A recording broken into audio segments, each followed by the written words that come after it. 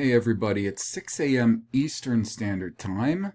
It is January 20, and it's supposed to be 2023 years from, not the event that we're going to be talking about, but hey, maybe 1,990 years from the event that I'm going to be talking about today. I'm entitling this episode of tOP Briefs as Crucifrictions. Crucifrictions. Now, this wasn't prompted by the blog that I'm going to be reading from, but the points that this gentleman makes in this blog, I think they're pretty well said. And I think that, in a lot of ways, this is said just as well as I could have if I had spent the time. And I'm not just going to be reading copy from his blog. I'm going to be going over these points, and there are some things that I kind of want to add too, because he's coming at this from a very different perspective than myself. To be honest with you, I would say that he's, from the bits of other material of his that I've read, I would say that he's coming at this from basically the same perspective as Charles Giuliani, in what it seems that he is willing to assume is accurate or correct. Like historically, that's been the one thing with, I think, virtually every single critic that I've encountered. We'll just say critic I've encountered of the Bible. We'll do that. Is that they seem to all, to a man, at the same time, now they will criticize specifically the New Testament more than the Old, and this is part of sort of guilt by association. Why should you believe the Old? It's so complicated. And we can just take mostly passages from the New Testament and show you how crazy and contradictory this all is. And since it's all in one book, known as the Bible, you should really disregard all of it. That's one problem with this approach. The second is, like I said, to a man, they seem to all show all of these problems with the Bible, yet they vouch for establishment-approved history, which is even more ridiculous and contradictory and oftentimes stupid than what they claim the Bible is. So there's not really consistency there. And there's more problems. But look, this comes from a blog. Now, the blog has since moved to a pay blog, which is fine. I guess the author is one of a number of writers at this pay blog. And it's mostly a blog that has to do with dealing with religious topics, and I don't remember the blog. It doesn't matter. You can go. I'll put of course, this link in the description. It's this was his own, I suppose, personal blog for a long time, crossexamined.com. Now, the claim that I'm going to look at today, this is not necessarily his. His is slightly different, but his is going to be the basis, foundational sort of source. The claim I'm going to examine is that this Jesus of Nazareth was the Son of God, or God himself, and that he was executed by a technique deemed as crucifixion, and that paid a sin debt for all who believed him to be this God or Son of God, or to have done this, living a perfect sinless life, offering himself as a sacrifice to be killed on a cross as described in the New Testament, and rising again from the dead, having paid a sin debt. Or if you repent, maybe that actually qualifies you for eternal life and forgiveness of sins. Or to repent and believe, maybe that's actually what qualifies you. Or to be preordained to believe by God, as many actually believe that qualifies you. Or something similar. We're going to look at that claim. Now, this source is just really kind of a foundation of what we're looking at, though I will be reading from his points, so do visit his blog. He does make some good points on these things. Nothing to say in detraction of him. The things that I said in detraction at the beginning were just really a mindset that I see with biblical critics, and in my opinion, it's an erroneous mindset to actually be that critical of the Bible, and in the same breath, oftentimes, like Bart Ehrman would say, he's not a believer in the Bible, but he's a very big believer in the in the historical narrative, which is either lunacy or it's deliberate deception.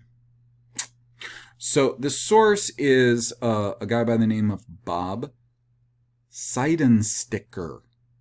Seidensticker. And I'm going to say Seiden, S-E-I-D-E-N, sticker, Seidensticker. It's a long one. It's longer than my last name. Now, he says about himself, after graduating from MIT in 1980, I designed digital hardware about which I wrote my first book, The Well-Tempered Digital Design, published, by Addison Wesley, 1986. Okay, that's somebody. I have programmed in a dozen computer languages and in environments ranging from punch cards to one of the first windowing environments to MS-DOS to Windows, starting with version 1.0. I am a co-contributor to 14 software patents and have worked at a number of technology companies, from a 10-person startup to Microsoft and IBM. Since leaving Microsoft, I have focused on writing Future Hype, The Myths of Technology Change. Barrett Kohler, 2006, explored technology change, how we set it, and how it really works. My focus now is on Christianity and atheism. I've written a novel that explores these intellectual arguments, cross-examined. An unconventional spiritual journey, which is available as a paperback or ebook. I live in the Seattle area. Please contact me with feedback about the book or this blog, including suggestions for new posts at crossexamine@gmail.com. So, Bob, if you hear this, my biggest criticism is how you and so many other critics of Bible do those really terrible things like insist that the New Testament and the Old Testament are somehow harmonious and should be forced to be together as one coherent, cohesive, harmonious book.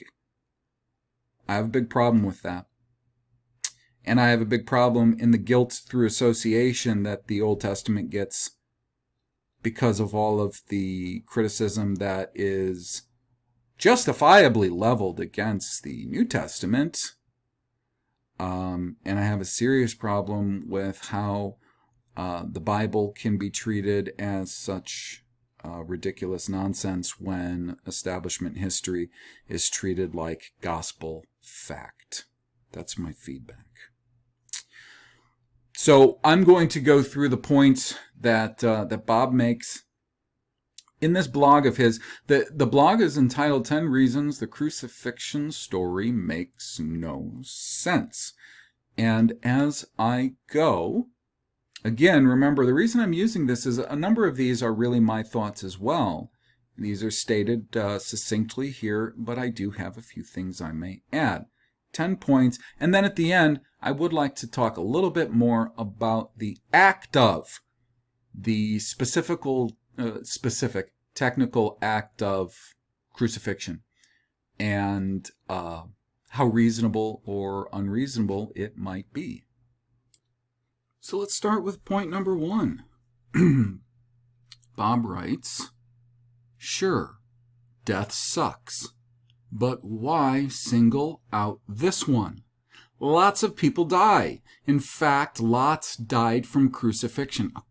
According to, here we go, according to establishment history, lots died from crucifixion. I'm going to talk about that later. The death of one man doesn't make all the others insignificant. Was Jesus not a man, but actually a God? If so, that fact has yet to be shown. Now, some would say that was arguable, but that's pretty substantiable. Like, there are people who have made like their lives work out of systematically showing that there's no solid proof in the Bible that Jesus was God, like a God-man, anything like that he was anything more than a man. We're talking about as per biblical description, okay? He goes on to say, right, it's not like his death is dramatically worse than death today. Crucifixion may no longer be a worry, if it ever was. That's me. But cancer is. 6 hours of agony on the cross is pretty bad. But so is 6 months of agony from cancer. And I can attest cancer's agony and the problems that it causes in your body, agony. Anyone who's never had hydronephrosis, which I suffered from as part of the cancer, is agony. The treatments are agony. The sickness is it's amazing. What you go through, it's pretty amazing. And it's for a very, very long time. You get changed so fundamentally by a lot of suffering. You do. But there's worse things even than that. But again, this first point is, it's based on the fact that crucifixion was routinely done, and was done to this Jesus of Nazareth. I'm gonna save a couple of my subpoints for later. So let's just go on to point 2. And I think that is a valid point. I know of other deaths and types of deaths that, in my eyes, were actually more horrifying or brutal or sick, perpetrated on someone, than this. So I guess this is just first off like a comparative thing, and that's fine. Point 2. He says, what about the whole hell thing? An eternity of torment for even a single person makes Jesus' agony insignificant by comparison, and counts for nothing when you consider the billions that are apparently going to hell. And I would say that's a good point. It is a very good point. Anyone who is still really convinced of this idea of hell, and at the same time believe in a merciful God, has not taken the time to really sort out the contradiction in their thinking. Now, I remember years ago, I broke free of even the idea of hell, mostly through the work of a guy by the name of, I want to say his first name was Edward Fudge. His name was Fudge. He'd written a couple of books on the problems with hell, or proving hell biblically. And of course, Fudge is using pretty much all English to argue this. Now, if you go into the Greek and Hebrew, there's even less substantial evidence for anything of the kind. So that's a problem that the assumption of hell is made here. But I guess if his audience is either like an evangelical Christian in general, or his audience are people who have a certain idea of what evangelical Christians believe, then I could understand why he would be making this point. So, point 3, Jesus didn't even die. Now consider that. He writes, the absurdity of the story, of course, is the resurrection. If Jesus died, there's no miraculous resurrection. If there's a resurrection, there's no sacrifice through death, miracle or sacrifice. You can't have it both ways. The Gospels don't say that he died for our sins, but that he had a rough couple of days for our sins. I think, and personally, I said in my notes, I think that he should have said the Gospels should instead say that he had a rough couple of days for our sins. And that's one thing that I had a problem with for a long time, before getting to the point where I am now, is that if he had foreknowledge of the events, what would happen, and it appears that he does, then he would have foreknowledge that he would actually be suffering a brief time, and then simply be put in a grave and come alive again.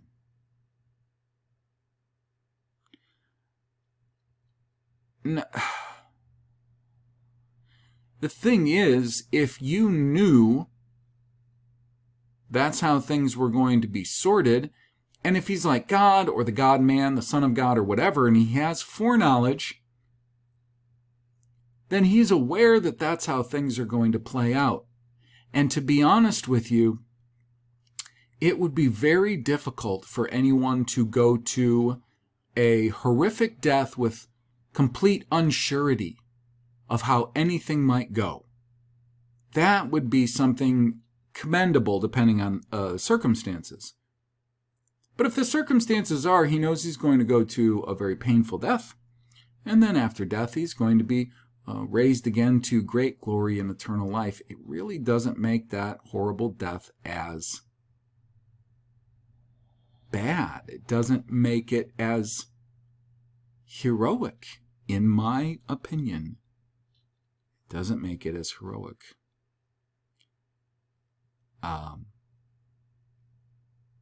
Men in the Old Testament oftentimes had to risk when they did not know.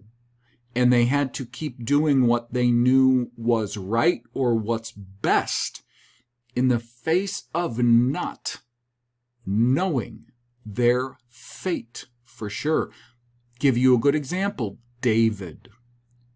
David had the opportunity to kill Saul, the man who was hunting him. He had the opportunity, twice at least, and he did not do it.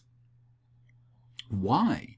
Because he knew Saul had been anointed by Samuel, so by Yahweh.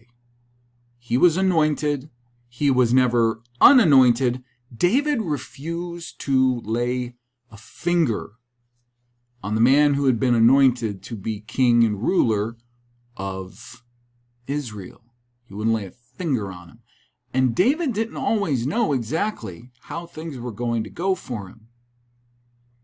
But he did his best to do what was good and right, even in the face of not knowing. And this is something that we see men oftentimes having to do in the narrative of the Old Testament. But here when we get to the New Testament, we have a guy who should have full foreknowledge of the way things are going to play out. And we're still supposed to see this momentary, painful, yes. But if you know that you're definitely going to get a huge reward for a certain amount of pain, and I mean a huge reward, like, coming back to life and living forever and being exalted. That's, huge reward. There are people that would go through agony like that if they just knew that after it was all done, they were going to get healed up really good, patched up, and given, a few $1,000,000.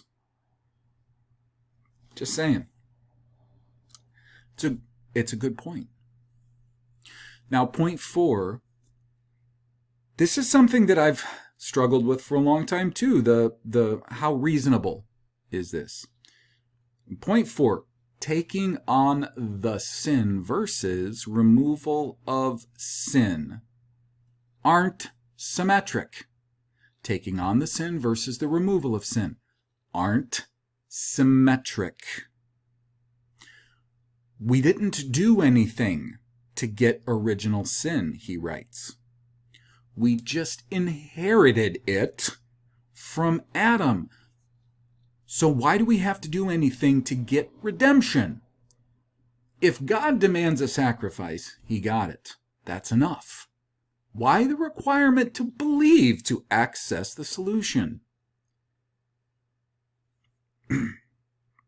Now, he makes a good point. As I said, I believe he does make a very good point here.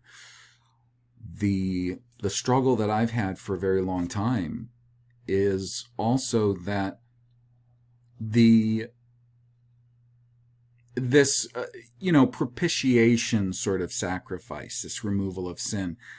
The problem is if somehow it absolves all those who believe, and who knows how we can actually qualify and quantify belief, even though it is said to be able to do that. Even if it could do that, do you know what it doesn't do? It doesn't take away all of those terribly adverse effects that those quote-unquote sins have caused. That the person who made all those sins, did all those things, this is one thing that's really, it's something that you would see all the time if you were, say, in jail or prison, is these guys who go to jail or go to prison, they get them some Jesus. And all of a sudden they're repenting and they're believing, and of course, this should absolve them of all the wrongdoing they've done. They got them some Jesus, they've been forgiven. And the state sees things differently, because the state sees things, excuse me, and with all the hypocrisy that the state does tend to exercise aside, let's just say in general, what the state is doing, and this is why they have a criminal justice system. The criminal justice system is to give us the perception that they are just.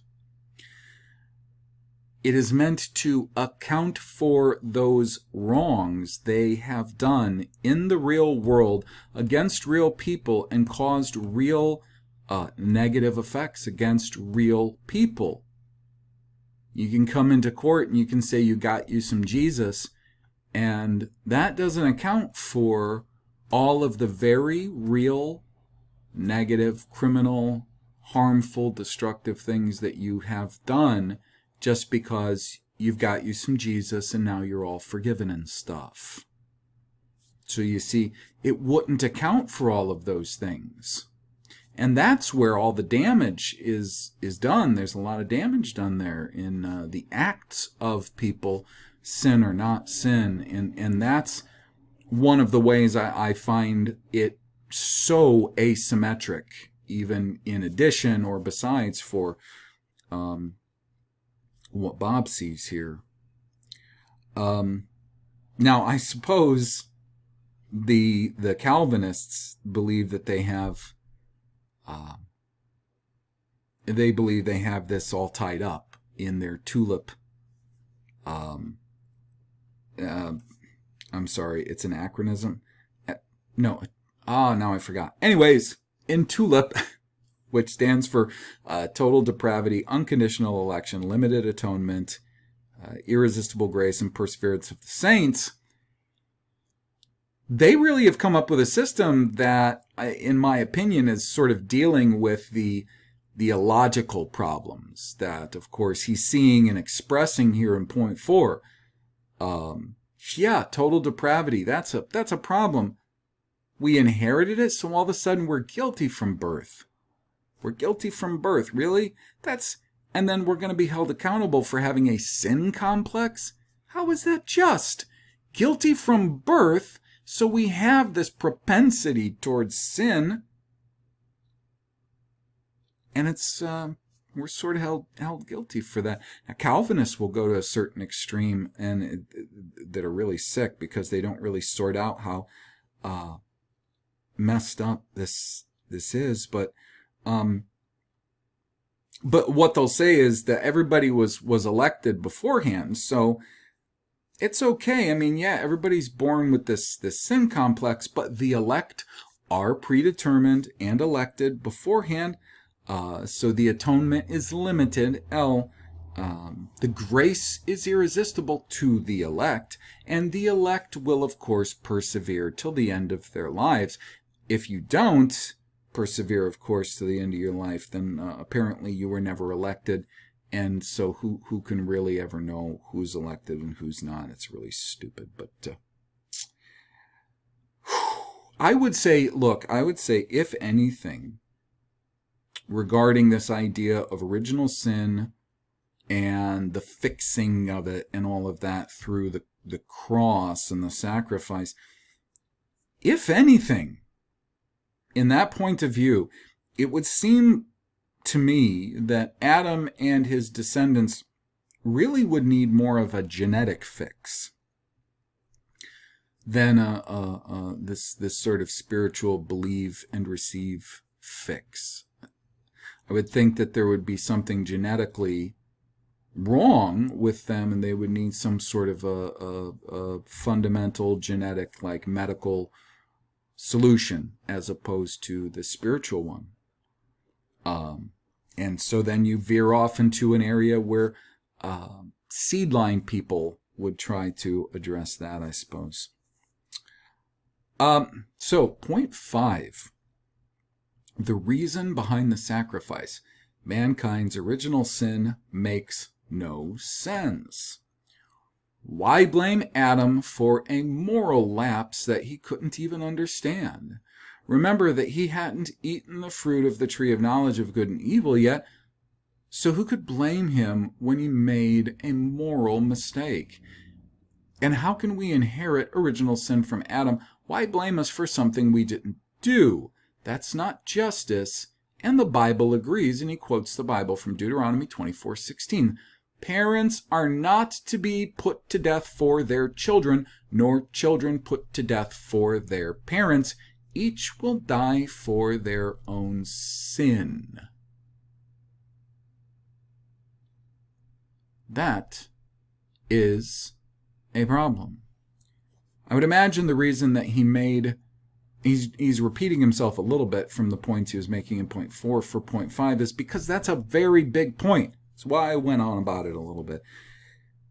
It's a really tough fundamental problem, is that we can look at this idea in the New Testament of this sacrifice being made for man's sin and how man is so condemned. That's all New Testament stuff. But then, and this is the issue, you're forcing the New Testament with the Old Testament, the law and prophets, is that you can go back to the law and you can see things like this, these just laws. Like, yeah, you can't grab a kid, a guy who grows up to be a criminal. You can't grab his father and punish him because this kid grows up to be a criminal. We read things like, we see all the time that people have kids that end up not being very good kids. Righteous people. Described as righteous in the Bible. Tzedek, righteous. That's a real big problem. And I'd say the point he's making is very true. So I kind of got ahead of myself with point 5. when I said Adam needed a genetic fix. I got ahead of myself. I'm sorry. So I made that point before I read his point 5. Anyways, very strong point. And the thing is, almost every Bible critic out there actually does use that as a very strong argument. And again, if they're going to pull down the New Testament, and any of us, anyone, is going to hold on to the Old and the New together as one book, and they pull this whole thing down with a hook in the New Testament that's so easy to do, they're gonna pull down the Old Testament with it. And yeah, they're gonna throw out the baby and the bathwater. And that's maybe not everyone deliberately is doing this, but I think there's a lot of people. That's the point. That is the point. When you force the New Testament with the Old Testament, and you say this is the logical conclusion or the logical progression of everything from the Old Testament, when it really isn't, and it's inharmonious with it, there's a guilt by association. So the Old Testament, it gets tossed out too. So unfortunate, so terribly unjust. So we'll go on. Point 6. Jesus made a sacrifice. Big deal. Jesus is perfect. So his doing something noble is like water flowing downhill. It's unremarkable since he's only acting out of his nature. What else would you expect from a perfect being? But imagine if I sacrificed myself for someone in the right circumstance. I'd risk my life for a stranger, or at least I hope I would. That kind of sacrifice is different. A selfish, imperfect man acting against his nature to make the ultimate unselfish sacrifice is far more remarkable than a perfect being acting according to his nature. And yet people make sacrifices for others all the time. So why single out the actions of Jesus? Aren't everyday noble actions by ordinary people more remarkable and laudable? That is a powerful point. That, in my opinion, is the strongest point I've heard so far. So he made a wholly perfect sacrifice. Is that right? Why wouldn't he? It's in his nature. Why wouldn't he? I would imagine that's why at least one gospel had to put the garden scene where he seemed troubled and did not want to do this, so then we could see it as more emotionally appealing, because the whole anchor to making the gospel stories feel so real and keeping us bound by the New Testament is the emotion of the passion story. It all rotates around the passion story, and we have to have that moment of weakness, remember? That moment of weakness in the garden where he has these doubts and he wants to not do it. That's why that had to be inserted in there. If he's the God-man, he would never have doubts and not want to do it. That's silly. That's absolutely ridiculous. And if he wasn't, how could he have been perfect? He has to be something different than just man. And the point is, if he did have a sinless nature, and it's actually said in the Bible by, I believe, multiple authors, that he had a sinless nature. Again, we do go back to this point, very strong point made here. How is that a big deal? How is that a big deal? It is a big deal when people do act against their own selfish nature and make sacrifices for others. That's really something. Point 7. What is left for God to forgive? The Jesus story says that we've sinned against God, a debt. Let's look at 2 resolutions for this debt. 1, God could forgive the debt of sin. You and I are asked to forgive wrongs done against us. So why can't God? Some Christians say that to forgive would violate God's sense of justice. But when one person forgives another's debt, there's no violation of justice. For unspecified reasons, God doesn't like this route. And that leaves 2. Where Jesus pays for our sin. But we need to pick 1 or 2, not both. If Jesus paid the debt, there's no need for God's forgiveness. There's no longer anything for God to forgive, since there's no outstanding debt. Here's an everyday example. When I pay off my mortgage, the bank doesn't, in addition, forgive my debt. There's no longer a debt to forgive. Why imagine that God must forgive us after he's already gotten his payment? Do you guys see what we're talking about? Or, I'm sorry, what he's talking about. If Jesus paid a debt and that was sufficient, why do we have to be forgiven by God? That's a good point. Secondly, why can't God just forgive us? He does in the Old Testament. He just forgives people. Let me read from my notes, because I'll probably just stomp all over them, and then if I go back to them, I'll probably just be repetitive. Of course, the Christian would argue, perhaps, that the debt has been paid, but God only applies it when the individual believes. The Calvinist would go an entirely other route, but with the same sort of reason.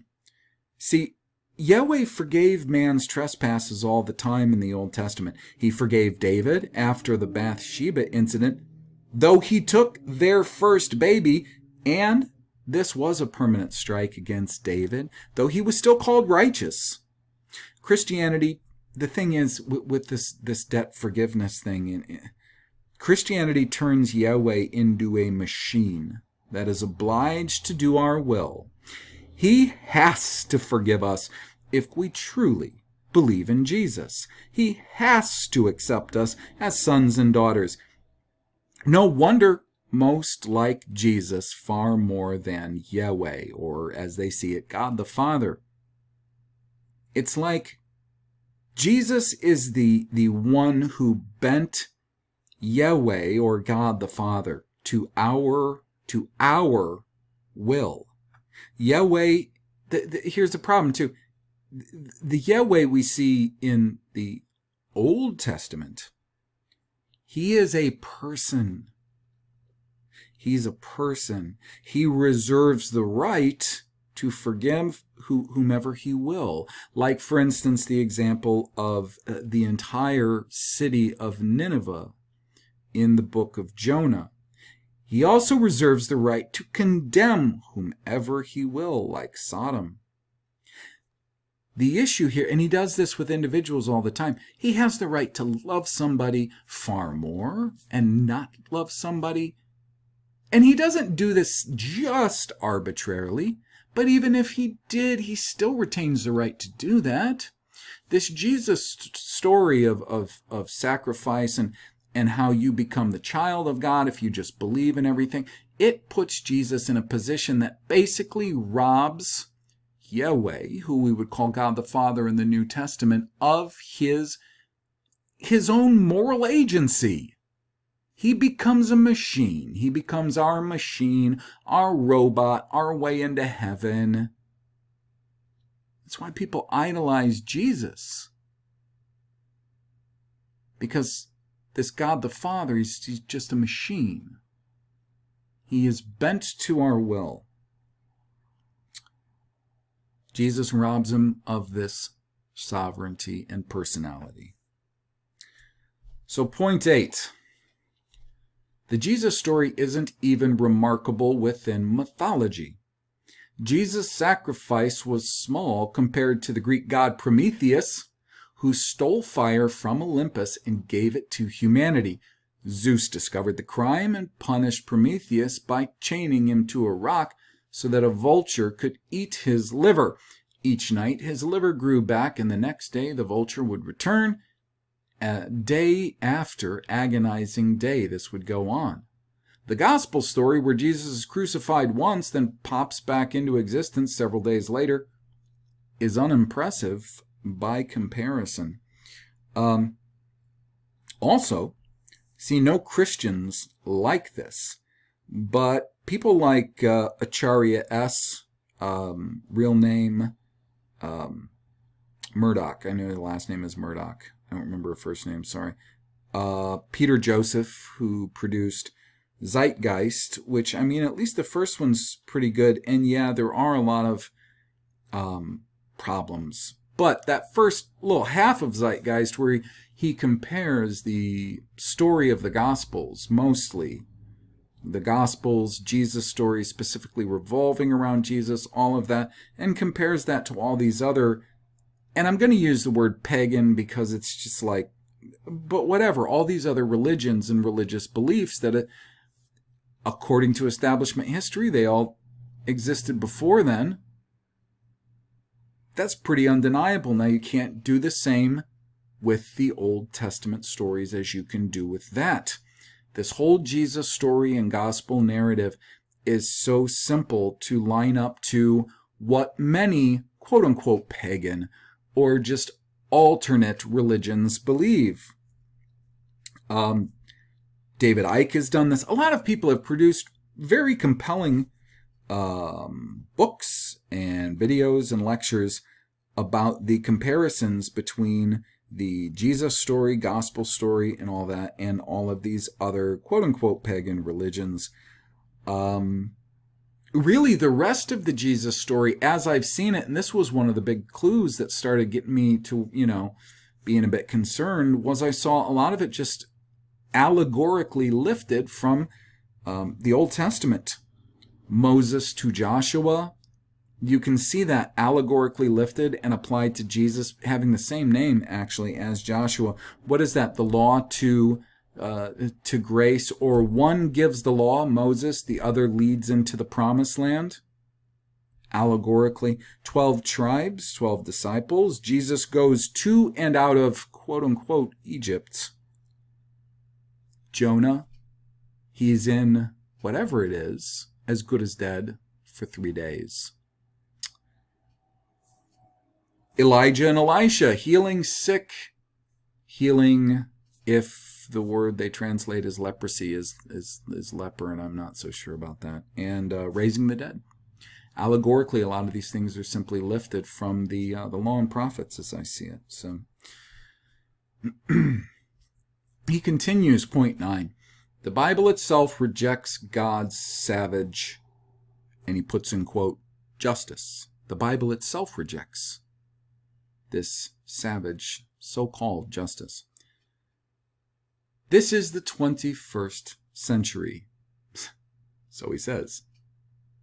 Must Iron Age customs persist so that we need a human sacrifice? If God loves us deeply and he wants to forgive us, couldn't he just forgive us? That's how we do it. And that's the lesson we get from the the parable of the prodigal son, where the father forgives the son even after being wronged by him. He does. He forgives him. Like that. All is okay. There's no injustice. He forgives him.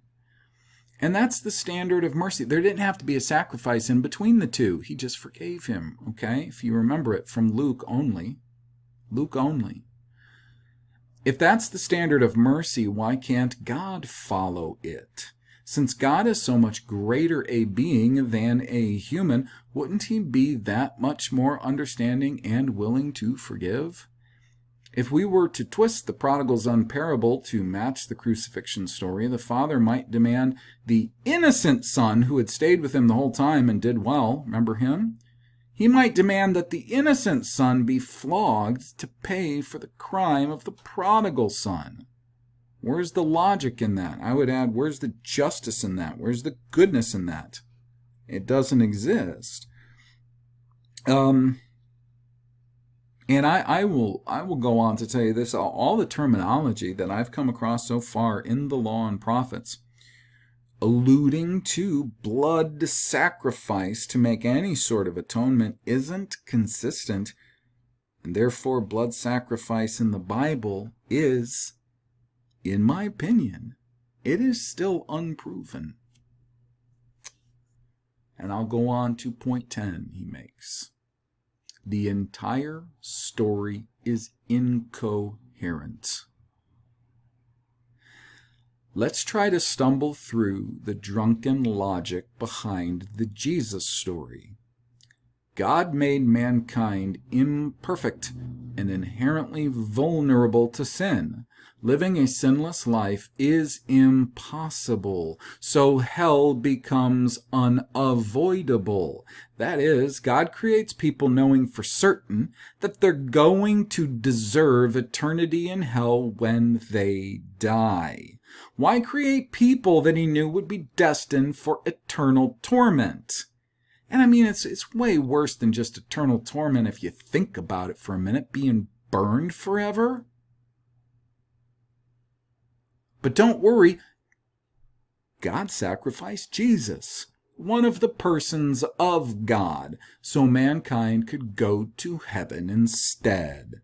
So God sacrificed himself to himself, so we could bypass a rule that God made himself and that God deliberately designed us to never be able to meet. I can't even understand that. I certainly feel no need to praise God for something so nonsensical. It's like an abused wife thanking her abuser, or abused anyone, let's just be honest, thanking their abuser. We can just as logically curse God for consigning us to hell from birth. Fucking A. That's me adding that. Perhaps I can be forgiven for being unimpressed by the crucifixion story, Bob goes on to write.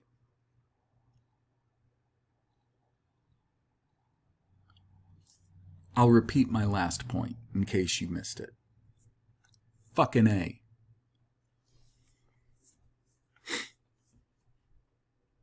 And here's the thing, we never seem to slow down long enough to work these things out. Very few pastors are equipped with the intellectual tools to help with or field questions like these when they come up. It's all totally emotionally driven, and Christians are, in general, some of the shittiest people as far as how uptight they are, judgmental they are, how much absolute plastic false humility most have. And I'm not saying this is all of them, and I'm not saying all of them exhibit these traits in the same proportions exactly, because I've met plenty of people inside church settings they're pretty decent people, like pretty good-hearted people, you know. But the thing is, you have to understand something. I can't say that for absolutely sure, unfortunately, that the people I've met in church settings, they're pretty good people, good-hearted people, and so on and so forth. Because the overwhelming majority of them are working under the total fucking fear that if they don't cut the mustard, if they didn't believe right, or if they don't fully believe, or maybe if they stop believing and they turn away from believing, or if who knows what could happen, that, because they're not completely sure. Even the ones who tell you, I'm so sure, we'll hear statements like that, from these big-time hotshot preachers. They're so sure. They're so sure of God's assurance of salvation in Jesus. They're so sure. But most people aren't. You get down and you dig into that core. They're not sure. And they live lives of fear. Their lives are dominated by fear and unsurety. That is Christianity. It is a life of fear and unsurety and trying to somehow get some sort of security and surety by forcing this belief on others. And if enough people believe, or if you can somehow get enough people to believe whatever the hell that is, maybe you can at least somehow strengthen and or salve that fear and unsurety that you carry around with you all the time. Because none of these things make sense. It is incoherent, just as he said. And moreover, what all this appears to be is an inorganic show for the sake of being a show. Just like he pointed out there, God sacrificed himself to himself. The thing is, who loves a show? People. People love shows. Who creates shows to dull and stupefy people? Other people. But certainly with the full knowledge and determination of Yahweh. If we are being deceived right now, it is him who is deceiving and blinding us. And of course, he will absolutely, and this is just, we can see this throughout the Bible, and this is definitely a topic that is a complex topic in how he actually uses the desires of people to accomplish certain things. There's a lot of questions in there that haven't, in my opinion, been adequately addressed and sorted out and talked about by any supposed theologian or critic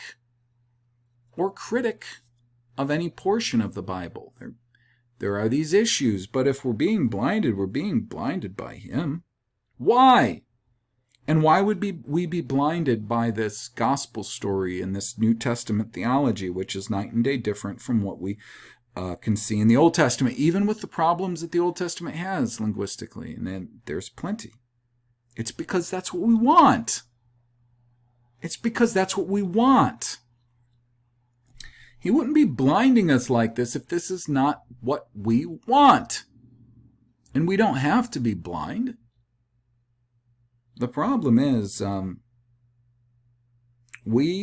ancestors, for a long time, we didn't want his way. We wanted things that were a little bit more sexy and exciting, and we wanted things that were prettier and easier. They were more comforting than his ways, his laws, his statutes, his judgments. We like the passion, the gospel story. That's sexy. It's what most want. That's why. So when we want something like that, well, he goes ahead and he gives it to us. And we're suffering now because we and our ancestors for a long time, we've just wanted these sorts of idols. So I can't say that he's doing anything, even though he'd have the right to do whatever he wanted, really. He's not doing it to any sort of unrighteous people. It's what we want. And now the thing is, though, let's be clear about this, that even though he certainly has foreordained this, here's the thing, God doesn't allow things, okay? That's dualism. Well, I know all this stuff's really bad. It's just because God in his good righteousness, he has allowed the devil to do these things. No, that's duality. That's perverse. He's doing them. He's brought this on us for reasons that maybe we need to find out. Maybe we need to do some serious work to find these out, or maybe we need to support people doing the serious work to try to find these out. And if not, well, then it's your own damn fault if you're blind and you keep going in circles. He's also, here's the thing though, he has also made sure that the law and prophets has survived. even though it's in a distressed form. It's got the Misora on top of it. It's still around. Are there problems with it? There are. But they can be sorted with hard work and diligence to get to the truth of the matter. It's there. This is the whole point. It's there. It's there. It exists. But at the end of the day, we tend to like things that are easy, pretty, things that don't require much of us, things that allow us to be selfish and not even help those who really are doing the work that we should be doing. Don't tell me we don't deserve to be deceived, to be blinded, to never find a grain of truth our entire lives. Don't tell me you don't deserve that, or we don't deserve that. If you do, you're a liar. I would be hard-pressed to find somebody who could say, I don't deserve to live blind and to suffer the consequences of I don't deserve to suffer from this blindness. What did I ever do? Well, I think personally, no matter who you are, that you have probably throughout your life, and maybe even right now, have made decisions that come down to you living a selfish and easy and entertaining life, as opposed to actually putting your ass on the line or doing things that are uncomfortable or that take a lot of work and oftentimes dedication. You can't have it both ways. You want an easy, entertaining life, a life that all revolves around you and going, I want to see things and I want to watch good movies and eat yummy food. Well, then you fucking deserve to go in circles, to be blind and never get to the truth. Period. So, that being said, these are his 10 points. Pretty good. Pretty good. I think anyone could make more points in different ways, but he makes very good points. I would, however, like to add a few points right here at the end that have entirely to do with this, in my opinion, absolutely nonsensical idea that crucifixion ever even was an option for execution. So here are my end thoughts, or my problems, specifically with the idea, the technique of ever using crucifixion on anyone at any time. The first thing is the carrying of the cross. We see in all the Passion plays. Either they have him carrying this whole cross. I mean, the thing looks like this big-ass 6x6 cross. And he's either carrying the whole damn thing, cross beams and all, and that'd be heavy, man. That'd be heavy. Even if it was all like kiln dried or had been seasoned for a couple of years, it'd still be heavy. That'd be really, really heavy. They show carrying that thing like over his shoulder and dragging the back. Or some of them, of course, because the Gospels themselves don't agree, just the crossbeam, the horizontal crossbeam part of that. And again, so here's the first big problem. And this might be a little bit more of the problem with just how it's presented. You could, I guess, if you were going to hang somebody up to make a public spectacle of them, you could accomplish that on a couple of 2x4s. That's about it. Now, the Romans were supposed to be genius, like these brilliant engineers, right, that built all of these great structures and everything. Well, if they were that brilliant, they'd know that they could cut some notches in a couple of 2x4s and literally just screw them together with probably 4 coarse threaded number 8 screws. And that would hold somebody. Why would you want to invest so much lumber that you don't need from an engineering standpoint into killing somebody? You could go up on a couple of 2x4s. Just saying. Now, that was just to preface the fact that the whole point in the Gospels, they make it sort of seem like the carrying of the cross to the site was like a commonplace thing. They'd make the criminals carry the crosses to the site of their execution. And I'm here to tell you, if I was that guy that they were going to publicly execute by hanging up on a cross in the way that they describe crucifixions took place, I ain't carrying shit. I ain't carrying me. I'm not walking there. Well, what if you had a Roman centurion behind you with a whip? Well, then I guess he could whip me to death on the fucking ground, because I'm not carrying a cross or anything else all the way to the site where you're going to kill me with it. Up yours. You guys can carry it. You guys can carry me, for that matter. I ain't walking a step. Screw you. And you're telling me what? They got all these people to carry their crosses all over the place to where they're going to be executed? Bullshit. Now, a lot of people would say, because in the context, right, of the Passion Play, a lot of people would probably say that, well, he would have been very agreeable in carrying his execution stake, since, of course, he was such a willing sacrifice. And I guess that's the only way you could even make sense of that one guy carrying this thing that they were going to kill him on to the site where they were going to kill him. I think that's probably the only thing you could ever try to come up with. But then you'd have to say, well, why would they make him carry it and nobody else? I mean, the fact is, if you read, depending on which gospel you read, they don't exactly agree. But in general, it seems like most of the involved parties, the Romans specifically, didn't even think he was guilty.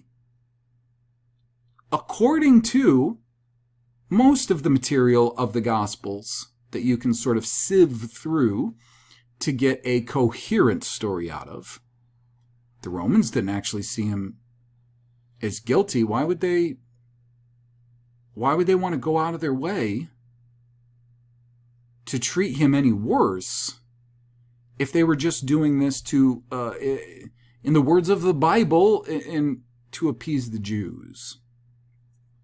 Doesn't make any sense.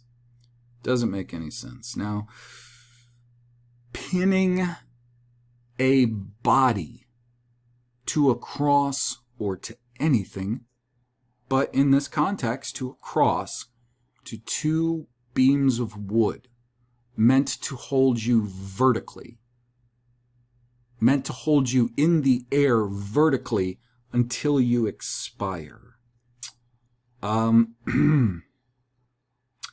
So apparently, in order for the body's weight to be held by the arms that now have nails through the flesh, you would need to go straight in between the two bones in the forearm so that the spike wouldn't tear out.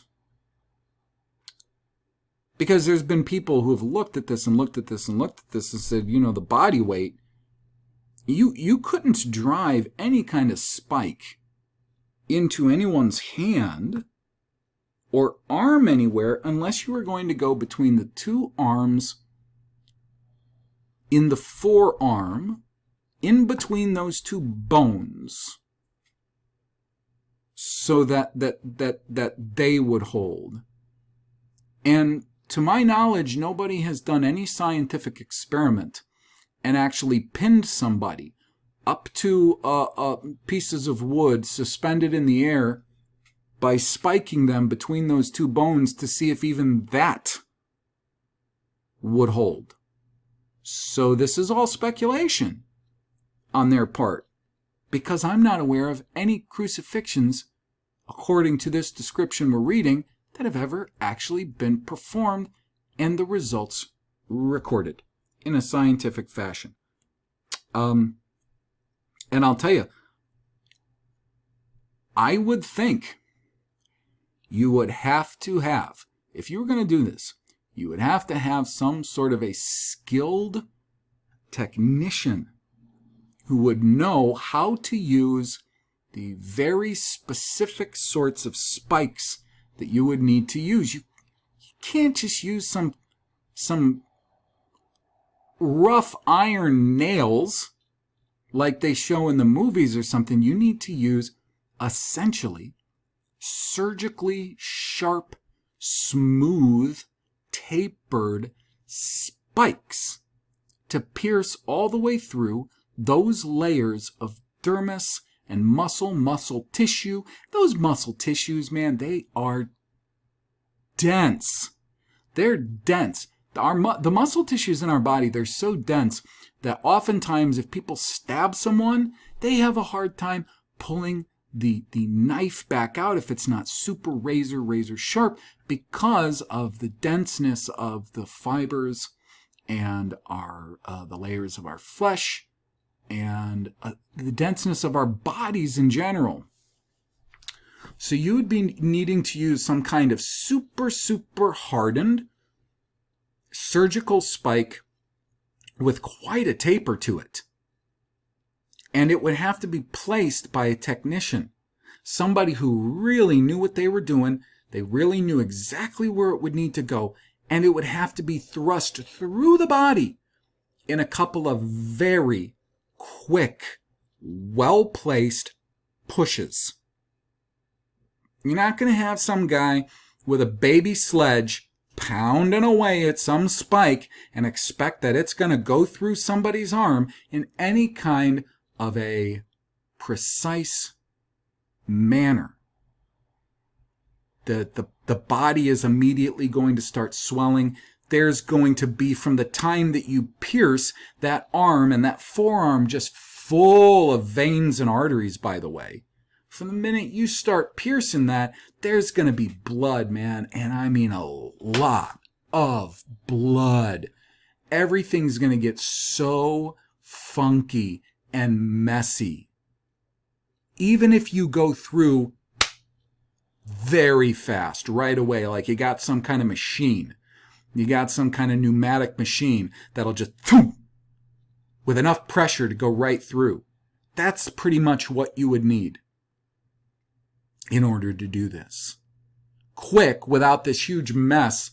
And even if you had some kind of machine that could do that, this guy's still going to start bleeding a lot. He's going to start bleeding a lot. From the front, from the back of the wound. Then you have a problem of this extremely hard, extremely smooth, very well tapered to pierce and go through the flesh very quickly and make that happen. Now you have the issues of trying to make that thing stay in the wood. And it's covered with a lubricant, blood, and who knows what else, blood, sweat, who knows what else is on this thing, to get it to try to stay in the wood. That's why movies like The Passion of the Christ, directed by Mel Gibson, he has them pounding over those rough, ugly-ass looking spikes. There's no way you could do that. The steel would have to be very hard, very precise stuff. It would need some sort of holes, actually, through it where you could put some kind of a pin. And even then, depending on the weight of the guy, I don't know how successful it would be. It'd have to be a good-sized pin that would have to go through this, and that would hold it in the back of this lumber. And I would think you'd probably only be able to use that just like one time.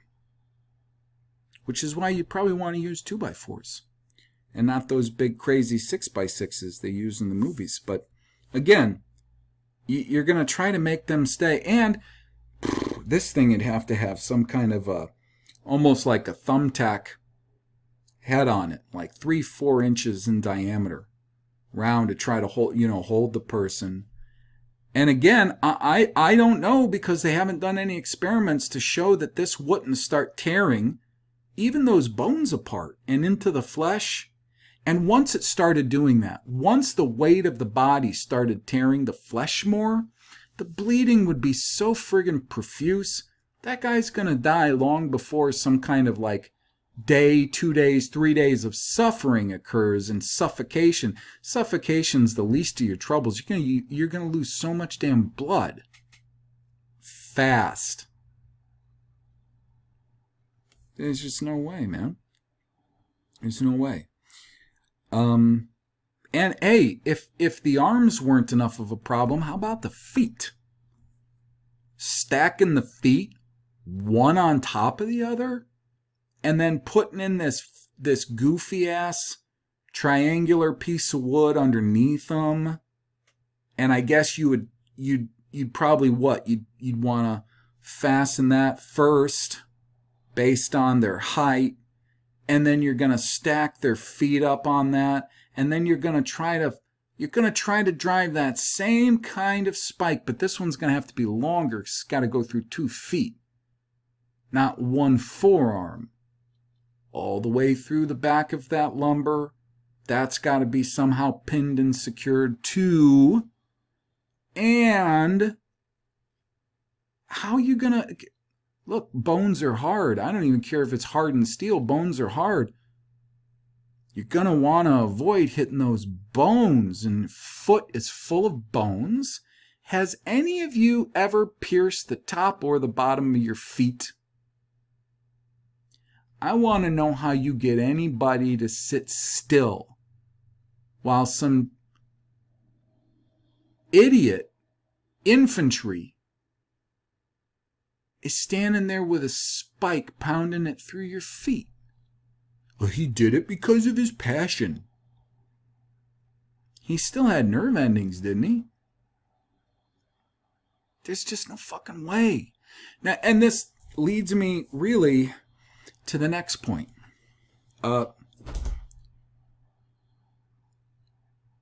There's no way, there's no possible way that any ruling authority would ever get away with public executions like this, or even private ones if they leaked out what was going on. There's no way they'd ever get away with that before a full-scale do or die revolt happened against that ruling authority. There's no way. There's no way I don't care what criminal we're talking about. There's no way I would witness something like that or hear about something like that being done to anyone. I don't care what they did. Kill them then. If they did something worthy of a capital crime, kill them. If you want to make the death last a little longer, okay. You know what? String them up by the neck instead of dropping them by the neck, which gives pretty much an instant break and a very fast death. I guess. I'm not really into, thinking of painful ways to execute people.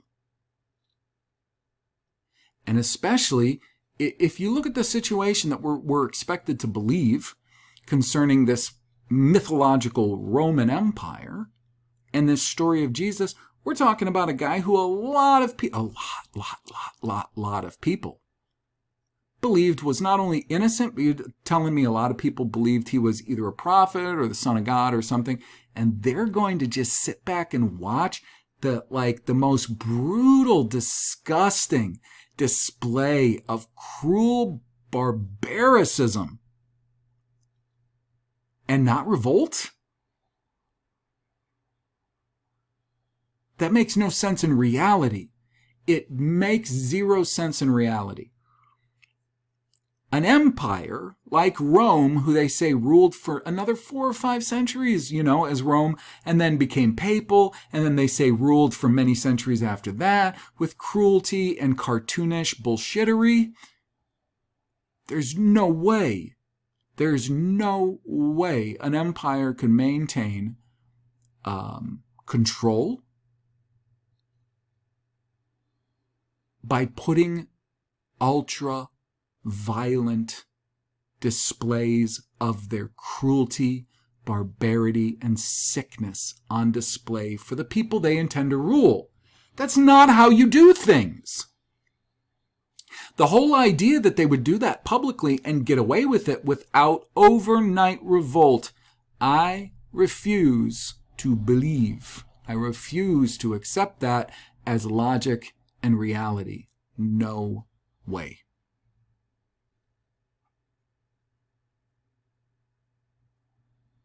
And again, Palestine has no evidence of ever being able to support many large lumber trees.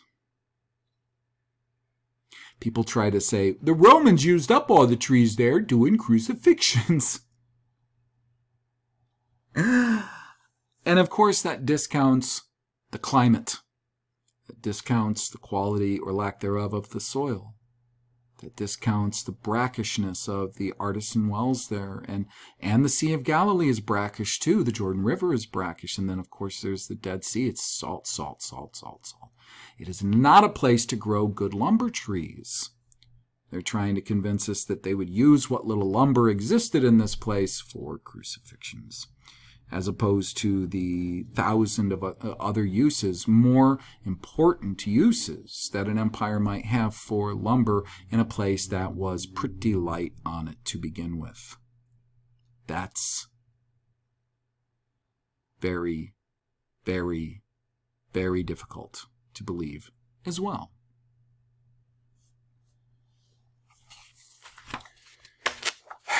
And I am just sure